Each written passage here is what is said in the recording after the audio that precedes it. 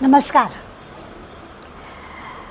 आपल्या 10व्या अध्यायाची सुरुवात झाली आहे आणि त्या अध्यायामध्ये आपण सुरुवातीला असं पाहिलं आहे की भगवंतांनीच सुरुवात केली अध्यायाला आणि भगवंतांनी असं अर्जुनाला म्हटलं की माझं तुझ्यावर अतिशय प्रेम आहे आणि म्हणून मी तुला जे काही आत्ता सांगणार आहे ते सगळं तुझ्यावरच्या प्रेमामुळे तुला मी सांगेन. आता हे जे काही भगवंत सांगतो आहे मी दिसत नाही आहे का? बहुत मग मला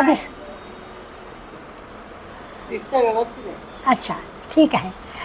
तर पहिल्या श्लोकामध्ये भगवंतांनी अर्जुनाचं खूप कौतुक केलं आणि असं म्हटलं की मी तुला जे काही सांगणार आहे ते अत्यंत गुह्य ज्ञान आहे. आजपर्यंत तसं हे कोणाला कळलंच नाही आहे. माझं सगळं स्वरूप जे आहे भगवंताचं जे स्वरूप आहे ते तसं कोणाला कळलंच नाही आहे असं भगवंत अर्जुनाला म्हणतोय. अर्थातच आपल्याला पण म्हणतोय आणि ते म्हणताना पुढे असं म्हणतोय की जे देवदेवता आहेत किंवा जे कोणी अगदी अवतार धारण करून आलेले आहेत त्यांनासुद्धा माझं सगळं स्वरूप कळलेलं नाही आहे. भगवंताचं सगळंच्या सगळं स्वरूप हे कोणाला कळलेलं नाही आहे ते मी तुला सांगणार आहे. आणि मग ते आता अर्जुनासारख्याला सांगतो आहे ते सांगण्यासाठी काही गोष्टी भगवंत असा म्हणाला की मी तुला दिलेल्याच आहेत. त्याला म्हणजे तुम्हा आम्हाला सगळ्यांना सुद्धा बरं का याची तयारी आपण मागच्या वेळेस केली आणि चौथ्या श्लोकामध्ये एक 13 गोष्टींची लिस्ट आपल्यासमोर मांडली. आत्ता श्लोक जे म्हटले त्याच्यामध्ये आहे बुद्धी ज्ञान संमोह क्षमा सत्यम दमशमः सुखम दुःखम भवो भावो भयंचा भयभेवच असा चौथा श्लोक आपण गेल्या वेळेला पाहिला. त्याच्यामध्ये 13 गोष्टींची यादी आपल्याला दिली. या 13 गोष्टींमध्ये आपण असं पाहिलं की हे सगळं भगवंतानी आपल्याला दिलं आहे किंवा हे भगवंतानीच निर्माण केलेलं आहे. अगदी शेवटचं जे आपण भयम अभयम असं म्हटलं म्हणजे आपल्याला भीती पण असते आणि आपण निर्भय पण असतो. म्हणजे काय आहे भीती नावाची गोष्ट आहे का? काही भीती कशाची तरी वाटू शकते. जसं आपल्याला लहान मुलांना काळोखाची भीती वाटेल, आपण लहान मुलांना कुठेतरी पोलिसांची भीती दाखवतो, बागुलबुवाची भीती दाखवतो. म्हणजे भीती कशाची तरी असेल पण भीती म्हणजे काय असं विचारलं कोणी तर कसं सांगणार? कशाची भीती वाटते? तर आपल्या एकटेपणाची भीती वाटते, सध्या जगामध्ये चाललेल्या सगळ्या गोष्टींची आपल्याला भीती वाटते, असं रस्त्याने जाता येता सुद्धा आपल्याला भीती वाटते. तर भीती कशाची वाटते ते आपण खूप सांगू शकतो. पण भय म्हणजे काय? तर भगवंत म्हणतो भय मीच निर्माण केलं आहे. आणि निर्भय म्हणजे काय? तर मला कशाची भीती वाटत नाही असं जे म्हणतो ते पण भगवंत म्हणतो मीच निर्माण केलं आहे. म्हणजे याचा अर्थ असा आहे की या भावना आहेत. भीती असणं किंवा निर्भय असणं किंवा सुख असणं दुःख असणं निर्मिती होणं नाहीसं होणं या सगळ्या गोष्टी भगवंत म्हणतो मीच निर्माण केल्या आहेत. आता भगवंतानी जर या गोष्टी निर्माण केलेल्या आहेत आपण एक विवेकानंदांच्या चरित्रातली गंमतशीर प्रसंग गोष्ट पाहूया की स्वामी विवेकानंद भारत भ्रमण करत होते आणि भारत भ्रमण करता करता एका गावामधल्या धर्मशाळेत उतरले. त्या धर्मशाळेमध्ये आणखीन पण एक तंत्रमंत्र जाणणारा ज्याला भूत पिशाच उतरवता येतं किंवा भूतबाधा पण करता येते असं तंत्रमंत्र जाणणारा पण एक जण उतरलेला होता. आणि लोक काय यायचे? लोक स्वामीजींना भेटायला यायचे, स्वामीजींशी काही बोलणं व्हायचं आणि त्यांना नमस्कार करायचे. जाता जाता त्या तंत्रमंत्र जाणणाऱ्याला पण नमस्कार करायचे. पण तिथे काही बोलायला थांबायचं नाही. एक दिवस असं झालं की त्या तंत्रमंत्र जाणणाऱ्यांनी स्वामीजींना विचारलं तुमच्याजवळ अशी कोणती विद्या आहे की लोक तुमच्याकडे एवढ्या मोठ्या संख्येनं येत असतात, तुम्हाला नमस्कार करत असतात? स्वामीजी म्हणाले नाही माझ्याकडे कुठलीच विद्या नाही. अशी कुठली विद्या माझ्याकडे नाही, मी एक काली मातेचा भक्त आहे, काली मातेचा सेवक आहे, या पलीकडे माझ्याजवळ विद्या काहीच नाही आहे. स्वामीजींनी त्याला विचारलं की तुझ्याकडे कोणती विद्या आहे? तेव्हा तो म्हणाला माझ्याकडे अशी तंत्रमंत्र विद्या आहे की मी कुठल्याही प्रकारची भूत वश करून घेऊ शकतो. असं काही भूत वश करतो की मी एखाद्याला मारून पण टाकू शकतो. स्वामीजी म्हणाले अरे यात काय मोठं विशेष आहे? मला जर हातात पिस्तूल दिलं तर मी पण मारू शकेन. मारण्यासाठी अशी कशाला तंत्रमंत्र विद्या शिकायला हवे? पिस्तूल हातात असेल तर मारता येईल.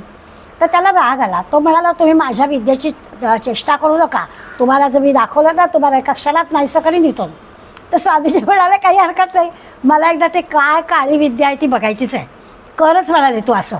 स्वामीजी निर्भय होते. आपला विषय काय चालला आहे की भय आणि निर्भय हे सगळं भगवंतानीच निर्माण केलेलं आहे, कारण त्या एक प्रकारच्या भावना आहेत. मला कशाची भीती वाटत नाही असं मी जर हिमतीनं म्हटलं तर मी निर्भय होते. आणि मला सारखी कशाची तरी भीती वाटते तर मग त्या भीतीमध्येच मी अगदी म्हणतात तशी अशी होऊन जाते की असं वाटतं ह्या बाईला काय झालं असं लोक विचारतील.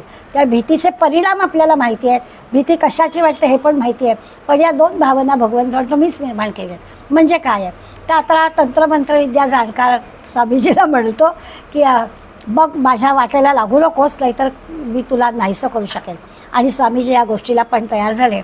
ते म्हणाले की मला काय कोणी माझं रडणारं नाही आहे, माझा काही संसार नाही, मला काही मुलं बाळं नाहीत, तू कर काही पण काही हरकत नाही. आणि स्वामीजींनी त्यांना परवानगी दिली. झालं एका झाडाखाली त्या स्वामीजींना त्यांनी बसायला सांगितलं आणि काही अंतरावरती हा तंत्रमंत्र जादूटोणा करणारा उभा राहिला आणि त्यांनी काहीतरी मोठ्यांदा मंत्र म्हटले आणि घामाघूम होईपर्यंत नाचत होता, उड्या मारत होता, काहीतरी म्हणत होता. काही म्हणजे काही स्वामीजी शांत डोळे मिटून बसलेले होते. स्वामीजीला लहानपणापासून तो एक जो ध्यानाचा त्यांचा अभ्यास होता की ते जिथे कुठे बसायचं की त्यांचं ध्यान लागायचं आणि तसं स्वामीजी बसले होते. त्यांना या तंत्रमंत्राचा काहीच उपयोग झाला नाही. शेवटी तो मांत्रिक म्हणाला की तुमच्याजवळ नक्कीच कसली तरी विद्या आहे, माझी कुठल्याही प्रकारची भूतं तुमच्यापर्यंत पोचतच नाही आहेत, काही अंतरावरून ती परत मागं येत आहेत, नक्की सांगा तुमच्याजवळ काय आहे. त्या स्वामीजींनी सांगितलं की माझ्याजवळ फक्त माझ्या देवीची काली मातेची जी काही शक्ती आहे तीच माझ्या ठिकाणी आहे. असं आहे की मी असं मानतो की भगवंताच्या इच्छेप्रमाणे सगळ्या गोष्टी होतात.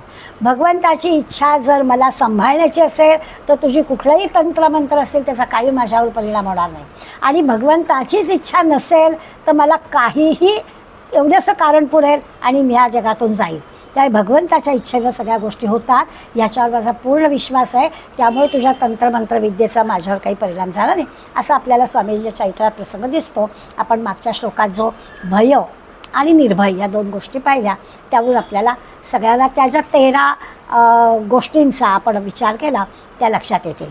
आजच्या श्लोकामध्ये आपल्याला आणखीन 7 भावना पाहिजे आहेत की ज्या आपल्याजवळ भगवंतांनी देऊनच पाठवलेल्या आहेत. आता त्याचा उपयोग कसा करायचा तो आपल्यावर आहे. 5वा श्लोक आहे अहिंसा समता तुष्टीस तपोदानम यशो यशः भवन्ति भावा भूतानां मत्त एव पृथक विधाः. काय म्हणतात तर 7 गोष्टी दिल्या. अहिंसा, समता, तुष्टी, तप, दान आणि यश आणि अपयश अशा 7 गोष्टी आधीच्या श्लोकातल्या 13 आणि आत्ताच्या श्लोकातल्या 7 अशा 20 वेगवेगळ्या भावना किंवा 20 वेगवेगळे आपल्या अंतःकरणात निर्माण होणारे भाव हे सगळे भगवंतापासून उत्पन्न झालेले असतात असं आपल्याला तरी सांगितलं. पाहूया आता आजच्या 7 भावनांचा विचार करू. हे जे भाव आहेत म्हणजे काय आहे तर पहिला तरी सांगितलं अहिंसा. या अहिंसेच्याबद्दल विचार करायचा झाला तर आपण म्हणतो आम्ही कोणाची हिंसा करतच नाही, कारण हिंसा या शब्दाचा अर्थ आपल्याला असं वाटतं की मारणं. तर आपण काही कोणाला मारत नाही. कोणी कोणाला मारत असलं तरी आपल्याला लढदडतं अशी आपण मंडळी, त्यामुळे आपण कोणाची हिंसा करणार. पण असं नाही. अहिंसेचा कायिक, वाचिक आणि मानसिक असा 3 प्रकारचा विचार असतो. म्हणजे काय तर केवळ शरीराने दुसऱ्याला मारणं किंवा दुसऱ्याला इजा करणं एवढीच फक्त हिंसा नाही आहे, तर ते आम्ही करत नाही. त्यामुळे कायिक अहिंसा ही आपल्याला कळली. आपण कोणाला मारत नाही.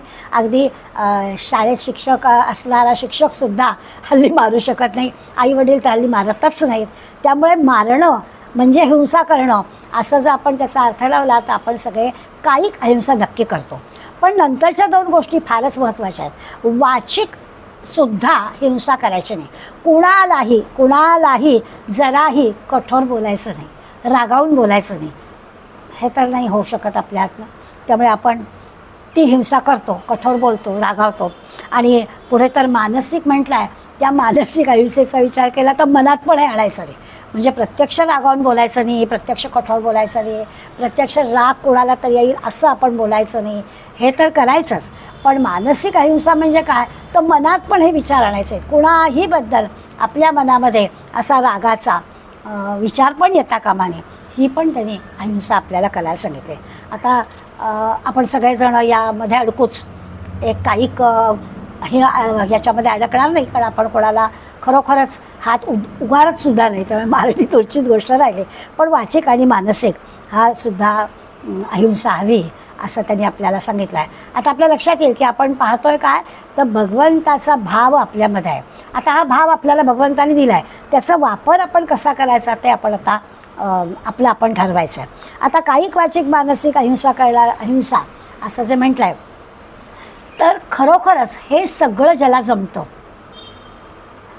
ज्याला जराही मनात सुद्धा कुणाही बद्दल वाईट विचार येत नाही, कुणाही बद्दल राग येत नाही, अशी जी मंडळी असतात, आपण संत म्हणूया, या संतांजवळ हा मोठा गुण असतो की ते कधी, आपण नाथांची गोष्ट पाहतो, इतक्या वेळा तो यवन अंगावर थुंकला, 100 वेळा थुंकला, 100 वेळा त्यांनी गंगेत जाऊन स्नान केलं आणि पुन्हा त्याच्यावर न रागावता. आता हे असं आपण पाहिलं की हे कसं शक्य आहे, तर ते संतच जाणवत, कारण संतांना ही कायिक वाचिक मानसिक अहिंसा म्हणजे काय ही पक्की कळलेली असते. तुकाराम महाराजांच्या चरित्रात एक गंमतशीर प्रसंग आहे. तुकाराम महाराज शेतातल्या बांधावरून चालले होते आणि एका ठिकाणी त्या शेतामध्ये चिमण्या अशा जमलेल्या होत्या आणि अशा दाणे टुक टुक टुक टुक टिपत होत्या. जसे तुकाराम महाराज जवळ आले, विठ्ठल विठ्ठल विठ्ठल करत असते, तेवढ्या वेळेला भुरकन चिमण्या उडाल्या. तुकारामाला फार वाईट वाटलं, तिथेच बसले आणि मला का बरं मी एवढा वाईट आहे, चिमण्या का उडाल्या. आपल्याला काय असं मनात पण येणार नाही, आता माणसाची चावल लागली की चिमण्या उडाल्यात काय मोठा विशेष. पण ज्याला वाचिक कायिक मानसिक अहिंसा कळलेली आहे, त्या तुकाराम महाराजांना हे फार वाईट वाटलं आणि त्यामध्ये चिमण्या उडाल्या. आता इथेच बसतो आणि तिथेच बसले, पांडुरंगाचं नाव घेतात घेतात घेतात, किती कालावधी लागला माहीत नाही, पण सगळ्या चिमण्या त्यांच्या अंगाखांद्यावर खेळायला लागल्या. मग त्यांना बरं वाटलं की अरे आपली कोणा चिमण्याला भीती वाटत नाही. याला म्हणायचं वाचिक किंवा मानसिक जी अहिंसा आहे ती या संतांना कळलेली आहे. शिवाजी महाराजांची समर्थांनी परीक्षा घेतली होती. शिवाजी महाराजांना समर्थांनी सांगितलं की असा काही पोटशूळ उठला आहे की त्याला एकच औषध आहे, ते म्हणजे वाघिणीचं दूध. आणि खरोखरच कायिक वाचिक मानसिक अहिंसा ज्याला कळली आहे त्या शिवाजी महाराज, आता शिवाजी महाराज युद्ध केले आहेत, पण तरीही आपण असं पाहतो की वाघीणसुद्धा त्यांच्यासमोर शांत झाली आणि शिवाजी महाराजांनी तिने दूध दिलं आणि आपल्या सद्गुरूंचं काय पोटाचं दुखणं आहे ते बरं कर सांगितलं. अशा ज्या गोष्टी आहेत, किंवा विवेकानंदांचा मगाशी आपण उल्लेख केला की खरोखर लहान वयामध्ये असं सहज ते एखाद्या झाडाखाली बसायचे, ध्यान लागायचं. एक दिवस मुलं अंगणामध्ये खेळत होती, खेळता खेळता जसं मुलं खेळताना आऊट झाला की तो बसतो बाजूला, तसा तो झाडाखाली नरेंद्र बसला आणि झाडाखाली बसल्यानंतर मुलांचं चटकन लक्ष गेलं तर नरेंद्र ध्यान लागलाय त्याचं आणि एका खांद्यावरून एक मोठा नाग त्याच्या खांद्यावरून चढला, डोक्यावरून चढला, दुसऱ्या खांद्यावरून उतरून गेलासुद्धा. मुलं घाबरीघुबरी झाली. मुलांनी मोठ्या मंडळीनं बोलावलं. याचा अर्थ काय, तर नरेंद्राच्या मनामध्ये कायिक वाचिक मानसिक ह्या तिन्ही प्रकारची अहिंसा होती असं आपल्याला दिसेल. बाबा आमट्यांसारखं अगदी अलीकडलं उदाहरण पण आपल्याला माहिती आहे, वाघ सिंहाशी खेळत असत. असे जे काही मंडळी आहेत यांना ही अहिंसा हा जो गुण आहे त्यांच्या हातून कायिक वाचिक मानसिक हे सगळ्या प्रकारची अहिंसा होत होती असं म्हणायला हरकत नाही. भेळाघाटला एक साधू राहत होते नर्मदा किनारी आणि त्यांच्या बाबतीत असं म्हणायचं की त्या नर्मदेमधल्या सुसरी मगरींशी हे खेळत असत. खरं तर आता जीवघेणाच हा खेळ नाही का, परंतु त्यांना त्या सुसरी मगरींना यांची आणि यांना सुसरी मगरीची भीती वाटत नसे असा त्याचा अर्थ. त्यामुळे अहिंसेचा संतांनी लावलेला अर्थ असाही कोणाचाही जीवाचा न घडो मत्सर असं जे म्हणतात, कुणाही जीवाचा. आणि हे सगळं असं करणं म्हणजे काय, तर वर्म सर्वेश्वर पूजनाचे, भगवंताची हीच पूजा आहे की कुणाही बद्दल आपल्या मनामध्ये हा अशा प्रकारचा भावसुद्धा येता कामा नये. असं सांगितलं जातं की बऱ्याचदा असं होतं की आपण कोणाच्या तरी आपल्या मित्राकडे जातो, त्यांच्याकडे कुत्रा असतो, पाळीव प्राणी म्हणून त्यांना त्या कुत्र्याचं अतिशय प्रेम असतं. आपण हा अनुभव घेतो, ज्यांच्याकडे कुत्रा पाळतात त्यांचं अगदी आपल्या घरातल्या मुलांचं कदाचित ते जरा पुढे मागे करतील, पण त्या कुत्र्याबद्दल त्यांना अतिशय प्रेम असतं. आणि आपल्याला जर त्यांच्याकडे जायचं असेल आणि आपल्याला कुत्रा आवडत नसेल तर आपली मोठी पंचायत होते की तिथे जायचं, मग ते कुत्रं चाटतं, अंगावर भुंकतं आणि मग ते काही आपल्याला आवडत नाही, पण मित्राकडे ते जायचं असतं. तर अशा वेळेला करून बघण्याचा प्रयोग आहे, आपण पण करून बघायचा तो प्रयोग.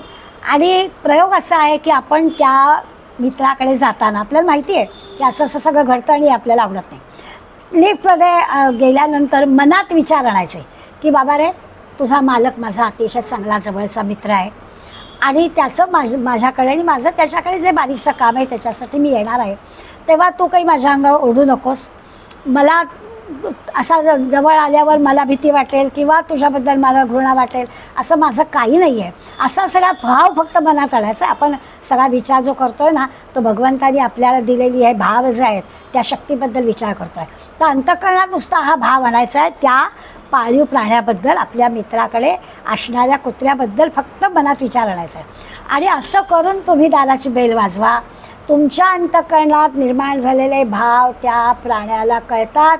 तो प्राणी तुमच्या अंगावर ओरडणार नाही आणि अजिबात तुम्हाला त्रास होईल असं वर्तन होणार नाही. अशा प्रकारचं लोकांचा अनुभव आहे आणि आपण करून बघायला हरकत नाही.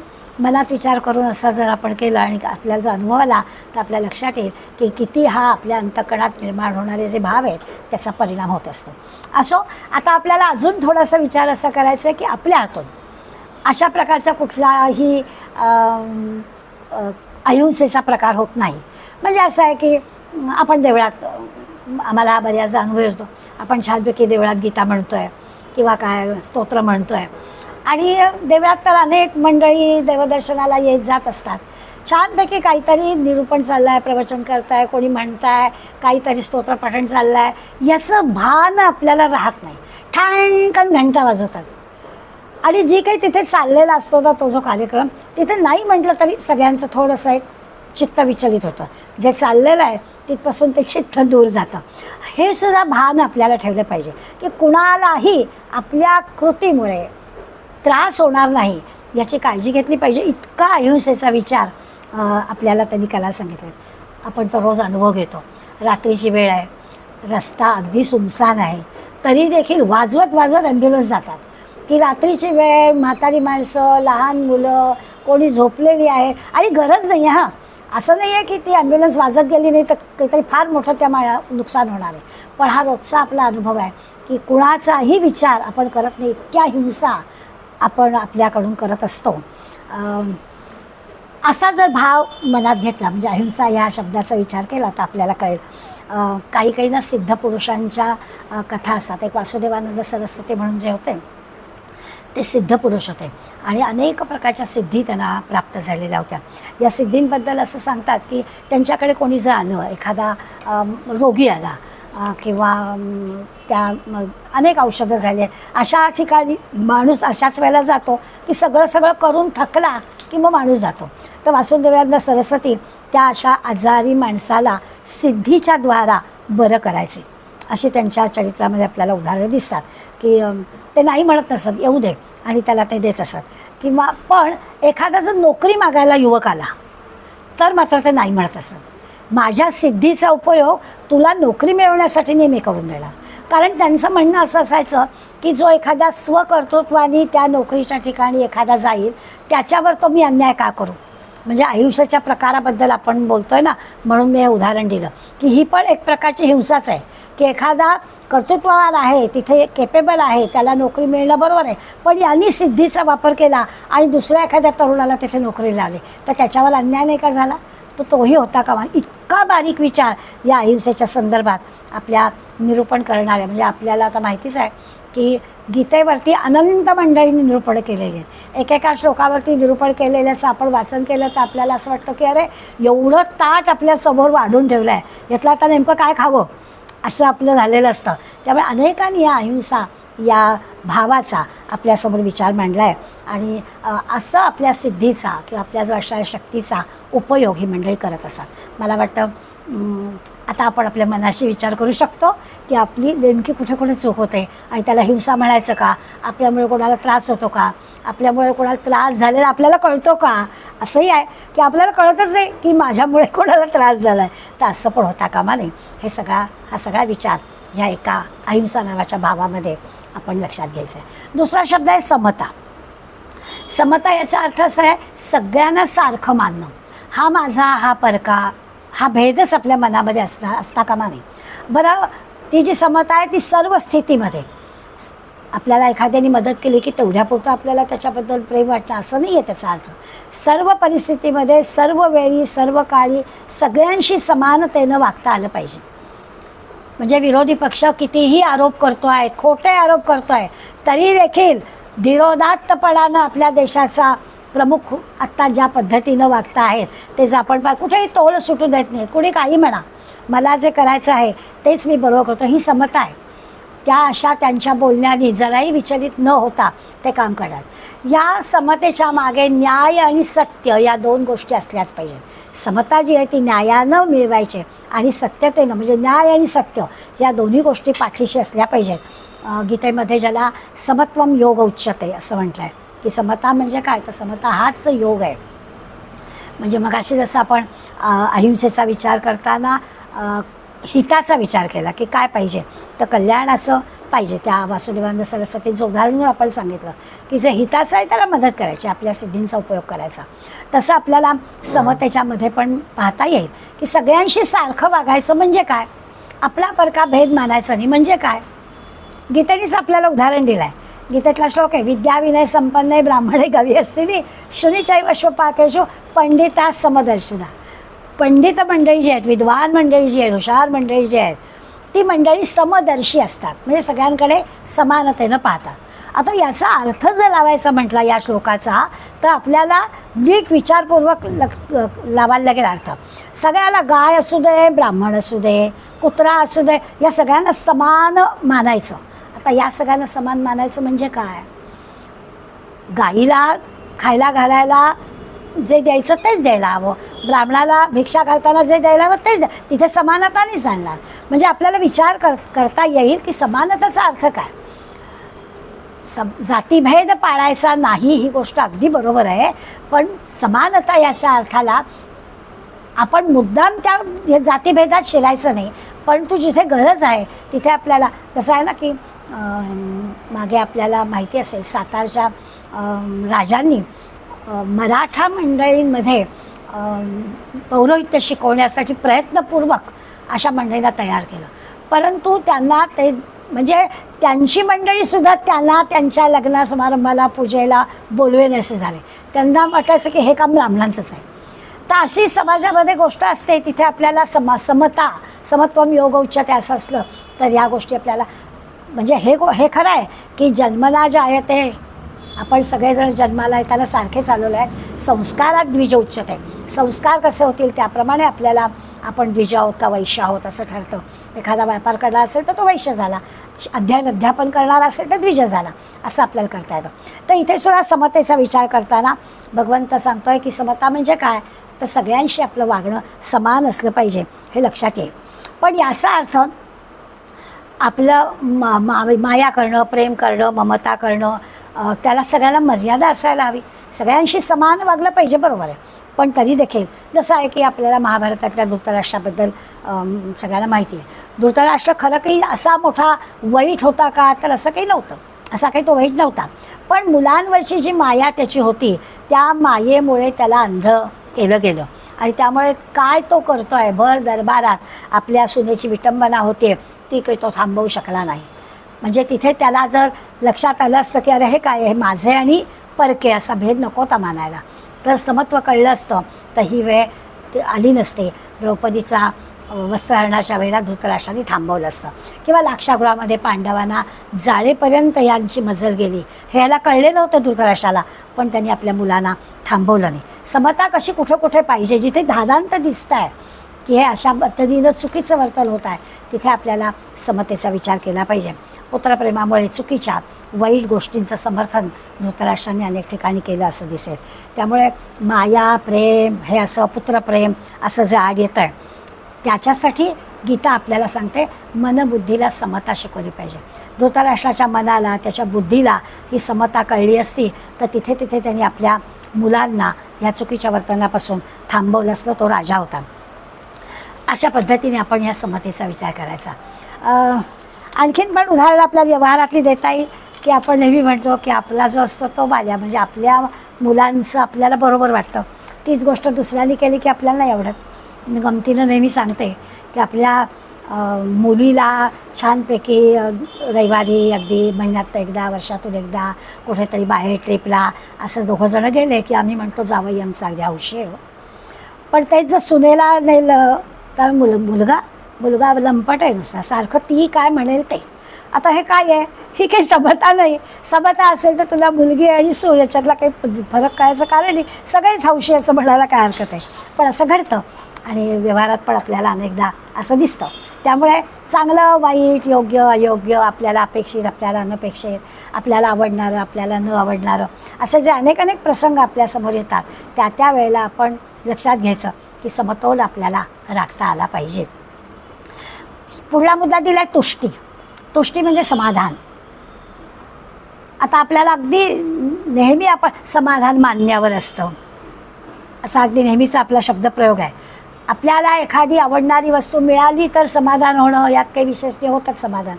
पण आपल्याला जे आहे ते, जसं आहे ते, त्याच्यात आपण समाधानी राहतो. ते आहे ते आपल्याला पुरेसं वाटतं आणि आपण आनंदाने स्वीकारतो. असं व्हायला पाहिजे. ही एक वृत्ती आहे. समाधान ही एक वृत्ती आहे आणि ते आपल्याला जमलं पाहिजे. त्या वृत्तीमध्ये ते समाधान असलं पाहिजे की छान वाटतं. आता इथे कोणी असं म्हणेल की असं आहे त्याच्यात समाधानी असणं म्हणजे प्रगतीच खुंटते, असं एखाद्याला वाटेल की नाही काहीतरी ध्येय असलं पाहिजे, काहीतरी मला मिळवलं पाहिजे, आणि असं वाटणं म्हणजे समाधान मानलं की मग प्रगतीच करायला नको, असा त्याचा अर्थ नाही आहे. जरूर प्रगती करावी, परंतु ती प्रगती करताना आपलं चित्त विचलित होत आहे, मनाला आपल्या त्रास होत आहे, दुःख होत आहे, असं होता कामा नये. तर आपण समाधानाने प्रगती करायला काहीच हरकत नाही. कुठेही आपण अतृप्त असता कामा नये. जसं जय मिळालं आहे ते आणखीन मिळवत राहायचं असेल तरी पण मिळवायला हरकत नाही. पण तिथे कुठे आपल्याला वाईट वाटतं आहे, दुःख होतं आहे, मी एवढे कष्ट केले, एवढे प्रयत्न केले तरी झालं नाही, असं होता कामा नये. त्या संतोष, समाधान, आनंद हे हा जो भगवंतानी आपल्याला दिलेला भाव आहे, तर त्याच्यासाठी हव्यास संपला पाहिजे. हे हवं आहे, ते हवं आहे, असंच हवं आहे, तसंच हवं आहे, आणखीन हवं आहे, असं जे आपल्याला हव्यास असतो तो हव्यास आपला थांबला पाहिजे. जिथे कुठे वाद असतो, जिथे कुठे हव्यास असतो, जिथे कुठे मग तिथे समाधान टिकतच नाही, असं आपल्या लक्षात येईल. म्हणून समाधान, बरं समाधान ही गोष्ट अशी आहे का की एवढे पैसे असतील तर समाधान, असं नसतं. तर समाधानी शेवटी आपली आतली भावना आहे. जसं असतं ना की छानपैकी अगदी साधी चटणी भाकरी असली तरीसुद्धा पोट भरतं, आमरसपुरी असली तरी पण पोट भरतं. समाधान हे मान्यावर आहे, काय मिळालं ह्याला महत्त्व नाही आहे. त्या भुकेच्या वेळेला मिळालेल्या वस्तूत समाधान मिळालं पाहिजे. त्यामुळे जे मिळालं ते, जेव्हा मिळालं ते, जेवढं मिळालं ते, त्याच्यात माणूस समाधानी असला पाहिजे. आहे त्यात समाधानीचा अर्थ आपण ती जी वृत्ती आहे समाधानाची त्याच्यासाठी लक्षात घ्यायचं आहे. अर्थात प्रगतीसाठी आपण अगदी निराश होऊन आहेत त्याच्यात राहायचं आहे असा काही त्याचा अर्थ करायचा नाही. गीतेमध्ये आत्मन्येवात्मनः तुष्ट स्थितप्रज्ञस्तदोच्यते.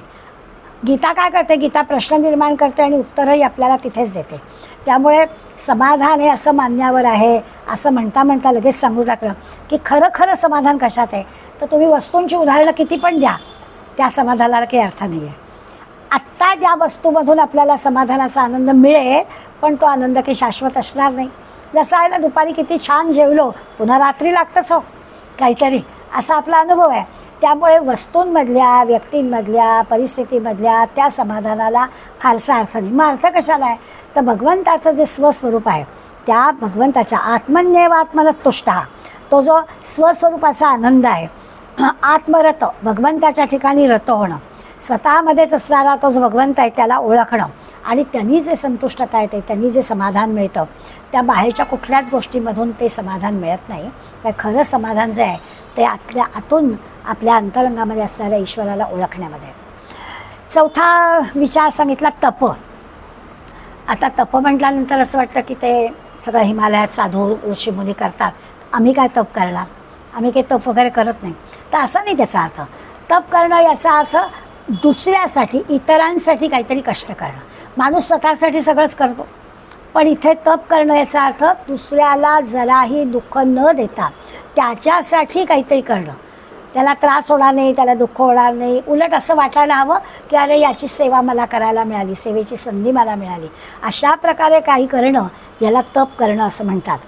भागवतामध्ये असा उल्लेख आहे की ब्रह्मदेवानी तपाच्या सामर्थ्याने स्वतः तप केलं त्या तपाच्या सहाय्याने, तपाच्या सामर्थ्याने या विश्वाची निर्मिती केली. आपण म्हणतो विष्णू सगळं सांभाळतो, तर विष्णूनी सुद्धा, भगवान विष्णूनी या सगळ्या तपश्चर्येच्या सहाय्यानं हे संबंध जे विश्व सांभाळतो आहे ते करतो आहे. किंवा भगवान शिवसुद्धा स्वतःच्या तपाच्या सहाय्यानं सगळा नाश करतात आणि पुन्हा नवीन निर्माण करण्याची संधी पण देतात. असं हे ब्रह्मा विष्णू महेश हे जे सातत्यानं काम करतायत, निर्मिती, स्थिती आणि लय असं चालू आहे, हे सगळं करतात. याचा अर्थ हे सगळ्यांचं तप आहे, अशी तपाची व्याख्या भागवतामध्ये आपल्याला दिली आहे. मनसाच इंद्रियाणांच्या एकाग्रम परमम तपहा अशी व्याख्या दिली. म्हणजे काय, इंद्रिय आणि मन, आपली जी 10 इंद्रिय आणि 11वं मन. एकादशीचा अर्थ तो आहे की या 11 इंद्रियांना उपास घडवायचा. आपली जी 5 ज्ञानेंद्रिय आहेत, 5 कर्मेंद्रिय आहेत आणि 1 मन, अशा 11 इंद्रियांचा उपास म्हणजे एकादशीचा उपास. आपला उपास वेगळा असतो, असू दे. पण आता इथे आपलं जे इंद्रिय आणि मन यांचं काय करायचं, तर यांचं संयमन करायचं, यांना सीमित स्वरूपात यांचा वापर करायचा. सगळा व्यवहार चालू राहील, जगामध्ये आपण राहतोय त्यामुळे करावंच लागेल, पण असं या इंद्रियांचं सीमित स्वरूपामध्ये वापर करणं म्हणजे तप करणं. अगदी भौतिक काय किंवा आध्यात्मिक काय, आपल्याला जी काही प्रगती साधायची आहे त्या प्रगतीसाठी हा अभ्यास करावा लागतो. अत्यंत संयमानं आपल्याला या सगळ्या इंद्रियांचा आणि मनाचा वापर करावा लागतो. असं आहे ना की अभ्यास करायचा एखाद्या विद्यार्थ्याला, मार्क मिळवायचे, तर त्याला कितीही जरी वाटलं तरी आत्ता क्रिकेटची मॅच बघायची नाही आहे, आत्ता आपल्याला अभ्यासच करायचा आहे असं मनाला त्याला ठरवावंच लागतं. कारण उद्या जो आहे पेपर, त्याला मला चांगले मार्क मिळवायचे. त्याला म्हणायचं तप. तप म्हणजे काही वेगळं करायचं आहे अशातला भाग नाही. आपल्याला जी प्रगती साधायची आहे त्याच्यासाठी करायला लागणारे जे कष्ट आहेत, ते जे कष्ट आहेत त्याला म्हणायचं तप. हल्ली मुलांच्या तोंडी एक शब्द असतो, त्यांना सारखं बोर होतं. काहीही त्याला करायला सांगितलं, सॉलिड बोर झालो. हे जे काही बोर प्रकरण आहे ना, कुठलीही चांगली गोष्ट करायचं म्हणजे खरं तर कंटाळा येताच कामा नये. नवनवीन इतक्या गोष्टी आपल्यासमोर असतात की त्या काहीतरी कष्ट, काहीतरी त्रास असा वाटायचं काही कारणच नाही. आपल्याला आनंदानेच आपल्याला त्या गोष्टी मिळवता आल्या पाहिजेत. हां, त्याच्यासाठी थोडं बहुत सहन करावं लागतं. काही मिळवायचं आहे तर सहन केल्याशिवाय काय. आपल्याला जर छानपैकी आमरस वाटीवर खायचं आहे तर त्याच्यासाठी आधी सगळी योजना करायलाच हवी ना. बाजारात जायला हवं, 4 ठिकाणी शोधायला हवं, आपल्याला आवडणारे, खिशाला परवडणारे, चांगले असणारे आंबे आणायला हवेत, सगळं करायला हवं, तर तो आनंद मिळणार आहे. मग पुढल्या आनंदाला आधी कष्ट घ्यायलाच हवे. बोर होऊन कसं चालेल. त्यामुळे आपण असा विचार करू शकतो की जी मंडळी विशेष काहीतरी करून दाखवले आहेत, मग देशभक्त असतील, समाजसेवक असतील, शास्त्रज्ञ असतील, या सगळ्या मंडळींची जर चरित्र आपण पाहिली तर आपल्या लक्षात येईल की अरे त्यांनी खूप मेहनत केलेली असेल आणि खूप कष्ट केलेले असतात, म्हणून त्यांना हे सगळं प्राप्त झालेलं असतं. याला तप म्हणायचं. त्यामुळे तपाची व्याख्यासुद्धा काही आपल्याला फार नवीन नाही. 5वा मुद्दा आहे दान. दानाबद्दल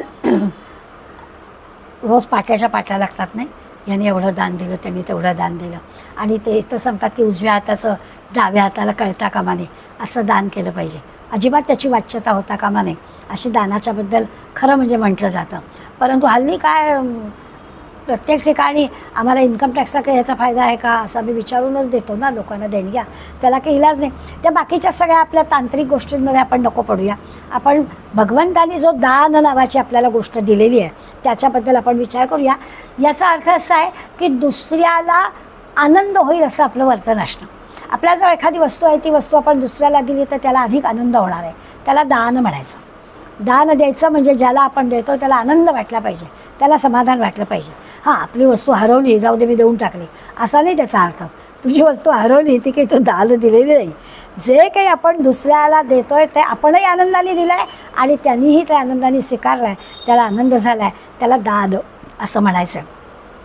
दुसरं आणखीन पण असं की दुसऱ्याची वस्तू तिसऱ्याला दान देणं, त्याला पण दान नाही म्हणायचं.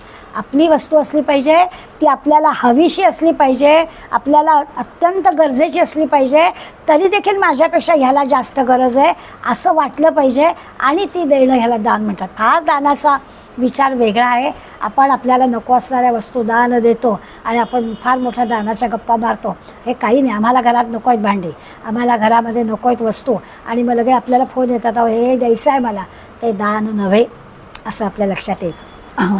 आपल्याला गरज नाही आहे, इतरांना गरज आहे म्हणून आपण ती देतो, ही एक बाजू बरोबर आहे. पण मला गरज नाही म्हणून मी ते देते, त्यामुळे त्याला दान म्हणता येत नाही. आपलं हे देताना म्हणजे दानाने काय काय व्हायला पाहिजे, तर दान देण्याने आपली आसक्ती कमी झाली पाहिजे. द्यायचं आहे दुसऱ्याला आनंद होणारी गोष्ट द्यायची आहे आणि आपली त्या वस्तूवरची आसक्ती कमी झाली पाहिजे, तर ते दान बरोबर आहे असं होईल. म्हणजे अंतःकरण शुद्ध व्हायला दानाचा उपयोग होईल. आपल्याला जसं आहे ना की एखादी वस्तू आपल्याला मिळावी, ह्याच्यामध्ये आपल्याला स्वार्थ आहे, आपला हे मला मिळायला हवं याच्यात स्वार्थ आहे. दान देण्यामध्ये असं आहे, दान केल्यावर स्वाभाविक आपल्याला आणि ज्याला द्यायचं आहे त्याला दोघांनाही आनंद झाला पाहिजे असं होईल. तिथे स्वार्थाचा काही लबलेशही असता कामा नये. आणखीन एक गोष्ट लक्षात घे की आपल्याला ना घ्यायला आवडतं आणि भगवंताला द्यायला आवडतं. भगवंत हे सगळं देतो आहे ना आपल्याला, या सगळ्या भावना भगवंताने आपल्याला दिली आहेत. भगवंत अगदी स्पष्टपणे सांगतो की हे सगळं तुम्हाला दिलं आहे, आता त्याचा वापर तुम्ही करायचा आहे. मी सगळं दिलं आहे तुम्हाला. त्यामुळे तो द्यायला त्याला आवडतं, आपल्याला घ्यायला आवडतं. माणूस घ्यायला तयार असतो आणि देव द्यायला बसला आहे. मग आपण जर दिलं तर काय घडेल, देवासारखं काम आपण केलं असा त्याचा अर्थ होईल. तो देतो, आपण घेतो आणि आपण आता द्यायला लागलो तर स्वाभाविकच भगवंत जे करतो ते आपण केलं होईल. याला ईश्वरदत्त आनंद म्हणतात की ईश्वराने आपल्याकडून हे करवून घेतलं त्याचा एक वेगळा आनंद असतो आणि त्या ईश्वरदत्त आनंद ह्या दानातून आपल्याला मिळाला पाहिजे असं होतं. दुसरं, आपल्या लहानपणी आपल्या आधीच्या पिढीकडून आपण एक वाक्य कायम ऐकलेलं आहे, अनेकाला आठवण होईल की दिलं ना की दुप्पट मिळतं. असं आपण अनेकदा मोठ्या लोकांकडे की द्यावं, आपल्याला देव दुप्पट देतो. मुलांना शाळेमध्ये आपण सांगताना म्हणू की अरे तुला एखादं गणित आलं ना आणि ते तुला चांगलं कळलं आहे ना, मग तू दुसऱ्याला शिकव की तुला दुप्पट मिळेल, म्हणजे तुझी प्रॅक्टिस होते ना. त्याचा अर्थ असा असतो.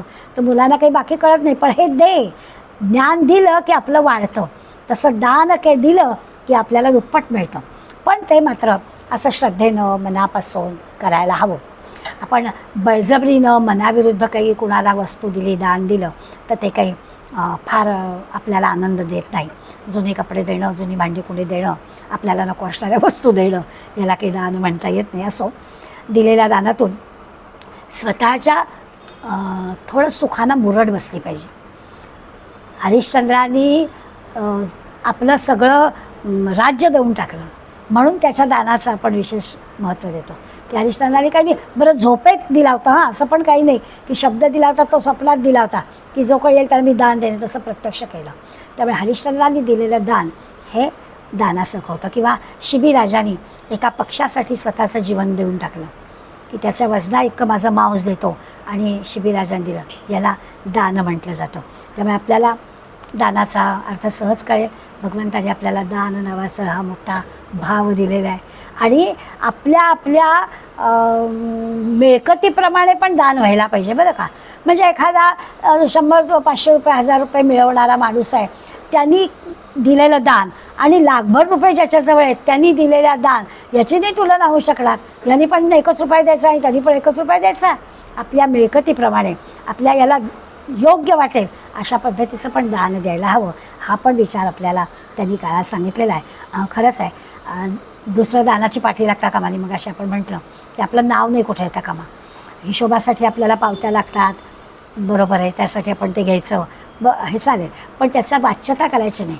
कोणी कोणाला किती पैसे दिले, अमक्याला दान दिलं, मी एवढे दिले असं अजिबात म्हणायचं नाही असं आपल्याला सांगितलेलं आहे. त्याच्यामागे पण तेच आहे की त्याच्यामुळे अहंकार आपला वाढतो. माझ्याजवळ एवढं आहे आणि मी ते दिलं अशी वाच्यता केली. आणि चित्रगुप्त जो वरती बसला आहे ना आपलं सगळं लिहायला, प्रत्येकाचं दैनंदिनी तो लिहितो. आपण आज काय मिळवलं आणि काय गमावलं याची नोंद त्या चित्रगुप्ताकडे आहे. मग दानामध्ये आपण दिलेल्या गोष्टीचं चित्रगुप्ताच्या वहीमध्ये दानात नोंद व्हायला पाहिजे. पण त्याची जर वाच्यता झाली तर प्रसिद्धीच्या खात्यात तो लिहितो. पाटी लिहिली ना, मग प्रसिद्धीच्या खात्यात तो लिहिल आणि आपल्या दानाच्या खात्यात नाही जमा होणार ते पुण्य. गमतीचा भाग सोडून देऊया, मुद्दा काय तर दानाचा विषय आल्याच्या. उपनिषदामध्ये गोष्ट सांगतात की एकदा काय झालं की देव, दानव आणि मानव सगळेजण भगवंताकडे गेले आणि भगवंताला म्हणले काहीतरी आम्हाला उपदेश करा. तर भगवंत म्हणाले चांगली संधी मिळाली, 3घही जण आलेले आहेत प्रतिनिधी, तर आपण यांना उपदेश करूया. आणि असे उपदेश करणारी जी फार बुद्धिमान मंडळी असतात ना, ती थोडं बोलतात. त्यांनी उपदेश काय केला? देव, दानव आणि मानव तिघा नाही, उपदेश केला एका अक्षराचा, द, एवढंच सांगितलं. आता या द वरून लागली मंडळी विचार करायला की नेमकं भगवंताला काय सांगायचं असेल. मग देवांनी विचार केला. देवांना असं वाटलं की आपण स्वर्गात राहतो, त्यामुळे आपण भोग सगळे भोगतो. मग बहुतेक भगवंताला आपल्याला असं सांगायचं असेल की आता हे भोग पुरेत, इंद्रिय दमन, द म्हणजे दमन करा, असा आपल्याला उपदेश भगवंताला करायचा असेल तर आपण दचा अर्थ दमन असा करूया की आपल्याला इंद्रियांना ताब्यात ठेवता आलं पाहिजे, आपण भोगात बुडालेलो आहोत, असा देवांनी भगवंतांनी सांगितलेल्या दचा अर्थ लावला. मग झाले दानव. दानवांनी विचार केला की आपल्याला द म्हणजे काय सांगितलं असेल भगवंतांनी. दानव म्हणाले, आम्ही मुळातच क्रूर, आम्ही राक्षसच, त्यामुळे आम्हाला भगवंतांनी द याचा अर्थ सांगितलं असेल दया करा, असा राक्षसी दुसऱ्यांना त्रास देऊ नका, दुष्टपणा तुमचा कमी करा. आपल्याला जो द नावाचा उपदेश भगवंतांनी केला आहे ना, तर राक्षस म्हणाले आपण अर्थ लावला पाहिजे, आपल्याला भगवंतांनी दया करा असं सांगितलेलं आहे. आणि मग मानवांना द या अक्षराचा काय विचार करायचा, तर मानवाने विचार केला की आपली एक संग्रही वृत्ती आहे, सगळं आपण हवा आहे असं साठवून ठेवतो. हा जो आपला दोष आहे ना, तो दोष घालवायला भगवंतांनी आपल्याला द म्हणजे दान करा असा उपदेश केलेला आहे. असा या द शब्दाचा अर्थ उपनिषदकारांनी आपल्या देव, दानव, मानवांच्या आईने आपल्याला सांगितला. आणि मग जाता सांगितलं की जे द्यायचं आहे ते श्रद्धया देय, अत्यंत श्रद्धेनं द्या, अश्रद्धया न देय. आपल्या मनामध्ये नसताना अश्रद्धेनं, मनाविरुद्ध हे काही करू नका. मनापासून श्रद्धेनं दिलेली जी गोष्ट असते त्याला दान म्हणायचं. आणि मग 6व्या आणि 7व्या ह्या जागी 2 विरुद्ध वाढली. मग अशी जसं सुखदुःख किंवा अगदी सुरुवातीला आपण जसं पाहिलं की भीती आणि निर्भयता, तसं आत्ताच्या श्लोकामध्ये 2 शब्द आपल्याला दिले, यश आणि अपयश, दोन्ही भगवंताने आपल्याजवळ दिलं आहे. ह्या भावना आहेत.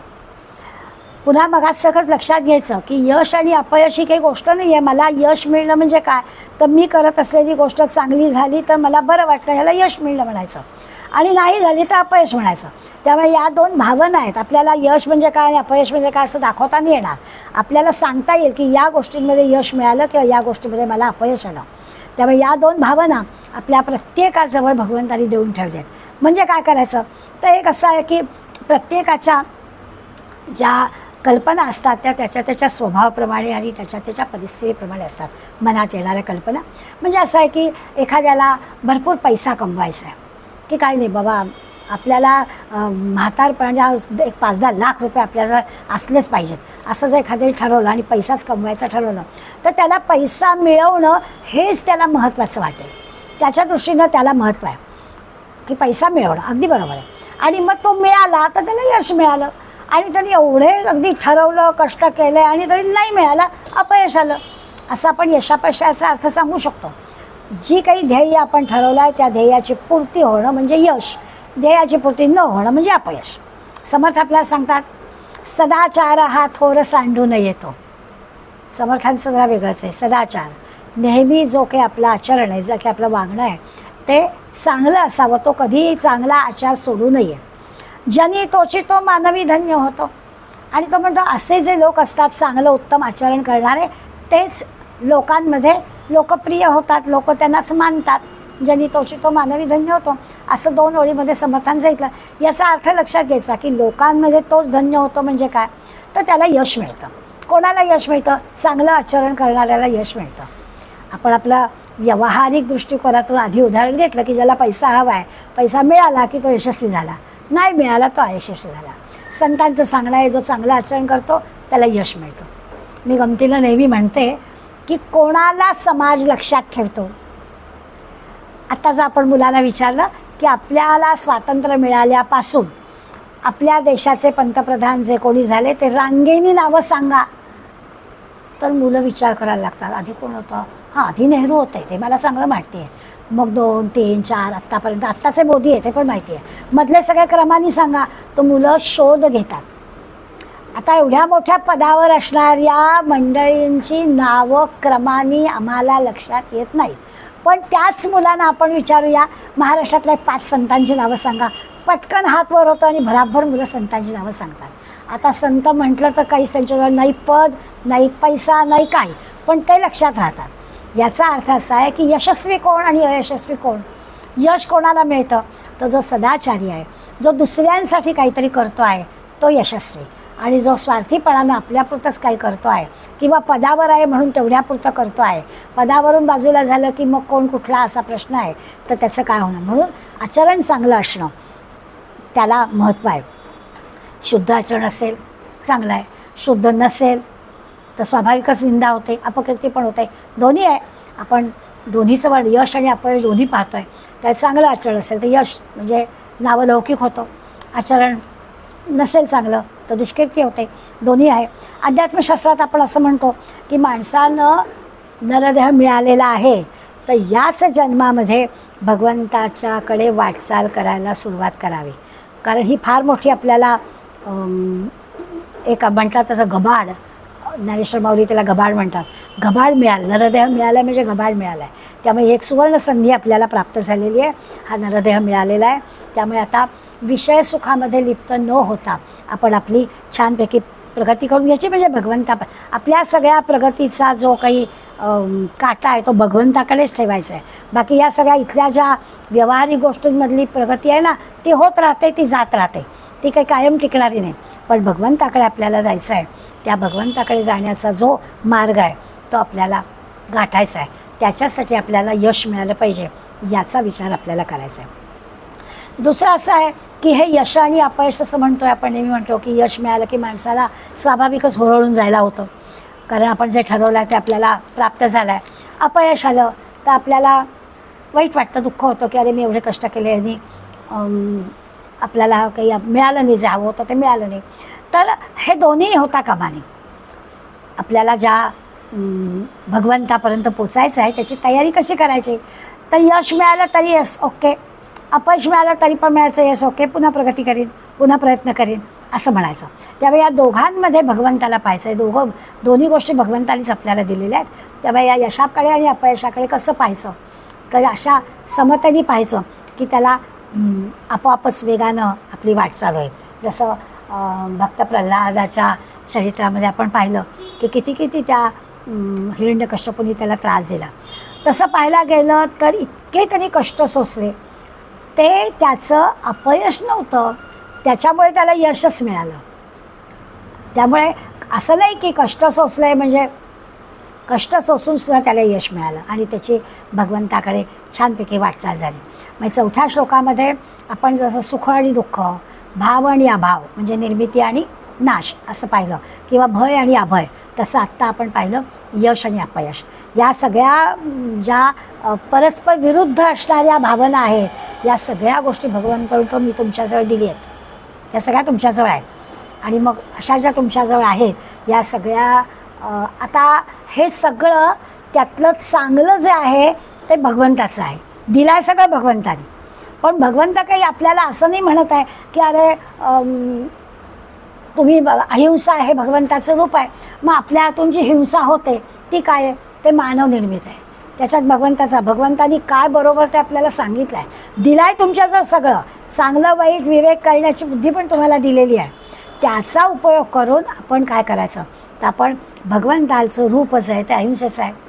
आपल्या हातून जर अशा प्रकारची काही हिंसा होणार असेल तर ते आपलं कर्तृत्व आहे, मानवाचं आहे, ते सगळं भगवंताचं नाही. क्षमा करणं हे भगवंताचं रूप आहे. पण आपण आपली वृत्ती असे सूड घेणं, माझ्याशी असं कोणी वागला बघतेच, ते जे आहे ते भगवंताचं रूप. भगवंताने आपल्याला सांगितलं, माणसाने ते निर्माण केलं. यश आणि अपयश किंवा आत्ता सुख आणि दुःख असे जे परस्पर विरुद्ध आपण पाहतो आहे त्याच्यामधलं भगवंताला काय हवं आहे, तर चांगल्याच गोष्टी भगवंत सांगतो आहे. दानाचा विचार केला तर दान हे भगवंताचं रूप आहे. पण दुसऱ्याचं ओरबाडणं, चोरी करणं, अशा ज्या गोष्टी आहेत त्या घडतात आपल्या इथे, मग त्या घडतात ते काय आहे, तर ते मानव निर्मित आहे, ते भगवंताचं नाही आहे. तपाचा आपण विचार केला, तप हे भगवंताचं रूप आहे. चांगल्या गोष्टीसाठी असे कष्ट घेणं पण चैन करणं, असा जर विचार केला तर ते माणसाचं कर्तृत्व आहे.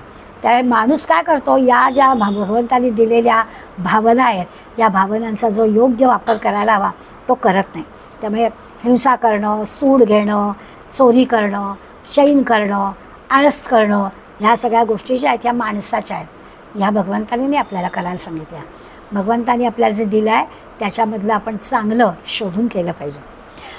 ह्या श्लोकाची जी पुढली ओळ आहे ती आहे भवंती भावा भूताना मत्त एव पृथक्विधा. या 7 गोष्टी आधीच्या ओळीत सांगितल्या आणि मग पुढल्या ह्याच्यात म्हटलं पृथक्विधा. पृथक्विधा म्हणजे वेगवेगळे भाव. काय वेगवेगळे भाव? तर भूताना पृथक्विधा. भूताना म्हणजे प्राणी मात्र सगळेच, मनुष्य प्राणी बाकी सगळे. या प्राण्यांचे हे वेगवेगळे भाव, माणसाचे सुद्धा.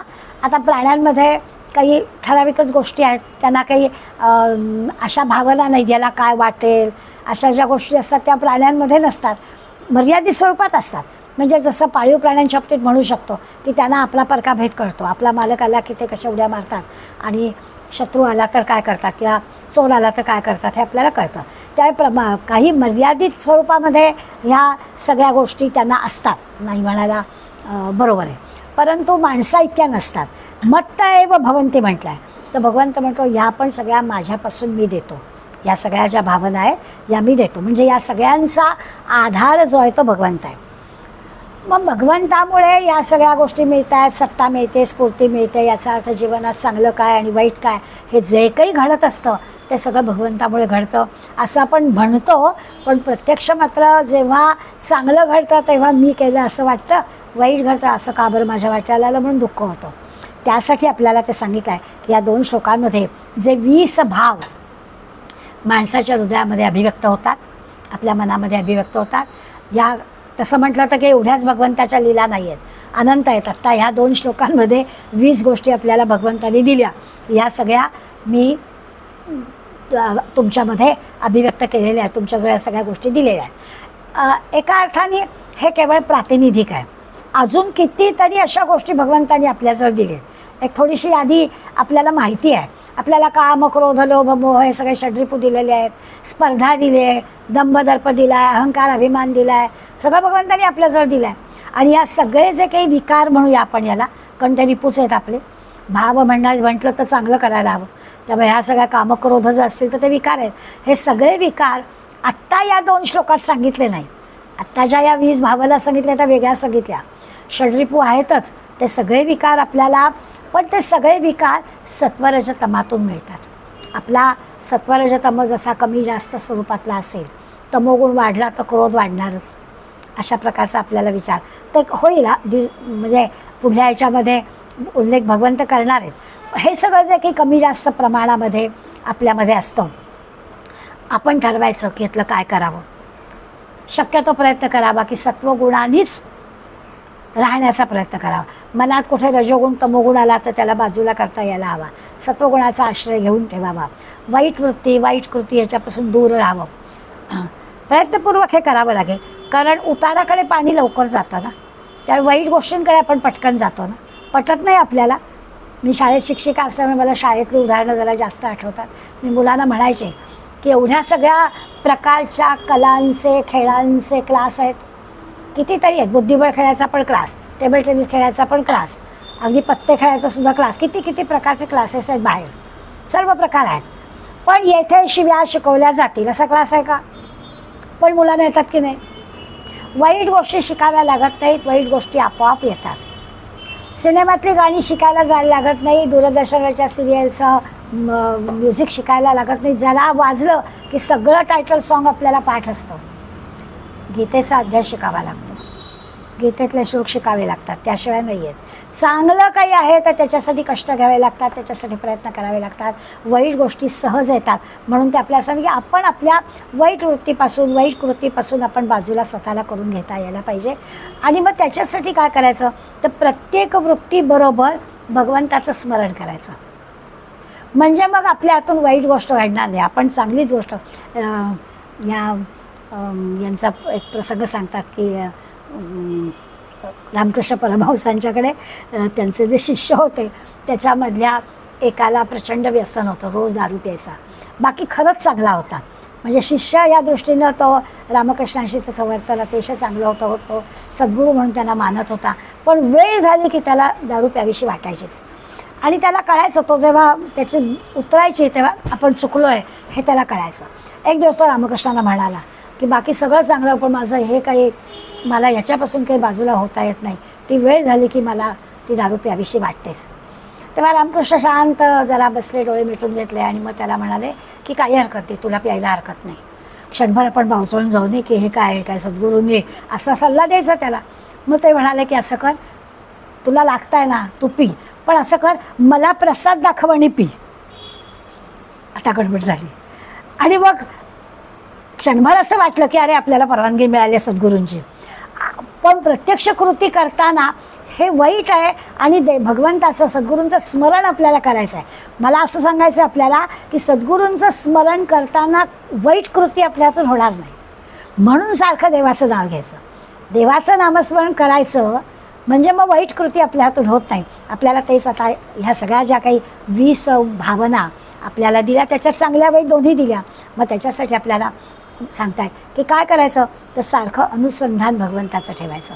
तो आहेच आहे, सगळीकडे आहे, त्याच्या अस्तित्वाची सारखी आपल्याला जर का खात्री पटली, तो भाव जर आपल्या अंतःकरणात असला, त्याच्या अनुसंधानात आपण राहिलो, त्याच्या इच्छेनं सगळ्या गोष्टी होत आहेत असं आपल्याला पक्क वाटलं, तर जसं जे आहे ते आपण स्वीकारू, त्याच्यात आपल्याला आनंद मिळेल, त्याच्यात आपल्याला समाधान मिळेल. जे मनासारखं झालं नाही तरी ते भगवंताच्या मनासारखं झालं आहे असं आपल्याला खात्रीने वाटेल आणि त्याच्यात आपण आनंद समाधान घेऊ. म्हणून ते आपल्याला हा भाव मनात ठेवायला सांगतात. आता या श्लोकानंतर स्वाभाविकच असं आहे की आपल्याला वाटलं की अरे भगवंताने एवढ्या गोष्टी आपल्याला दिल्या. पुढल्या ह्याच्यात ते आपल्याला सांगतायत की हे जे सगळं दृश्य जग आहे, याच्यामध्ये जी सगळे प्राणी, जीव, जंतू, पशु, पक्षी, माणसं ही सगळी आहेत, ही कुठून निर्माण झाली? शंका येतात ना आपल्या. भगवंतानी सगळं निर्माण केलं, भगवंतानी सगळं निर्माण केलं.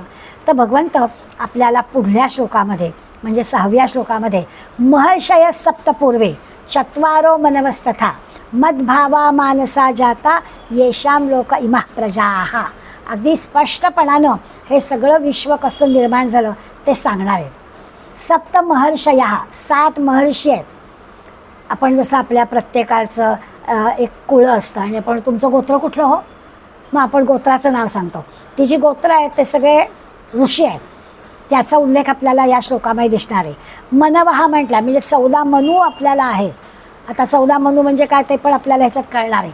पूर्वे चत्वारहा, पूर्वे चत्वारा म्हणजे पूर्वी असणारे 4 कुमार आहेत, त्यांची नावं पण दिली आहेत. आणि मद्भावा मानसा जाता म्हणजे माझ्या ठिकाणी भाव असलेले, भगवंत सांगतोय माझ्या ठिकाणी भाव असलेले आणि माझ्या संकल्पाने उत्पन्न झालेले हे जे सगळे आहेत, या सगळ्यांचं येशाम इमा प्रजाः लोके संती, जगातली ही सगळीच्या सगळी मंडळी, सगळीच्या सगळी प्रजा ही त्यांच्यापासून उत्पन्न झालेली आहेत. त्याचा विचार आपल्याला करायचा आहे. सप्तर्षींची नावं अनेक पुस्तकांमध्ये वेगवेगळी मिळतात. काही ठिकाणी आत्ता मी म्हटलं तसं गोत्र जे आहेत कश्यप, अत्री, भारद्वाज, विश्वामित्र, गौतम, जमदग्नी आणि वशिष्ठ, ह्या 7 ऋषींची नावं आपल्याला मिळतात सप्तर्षींमध्ये.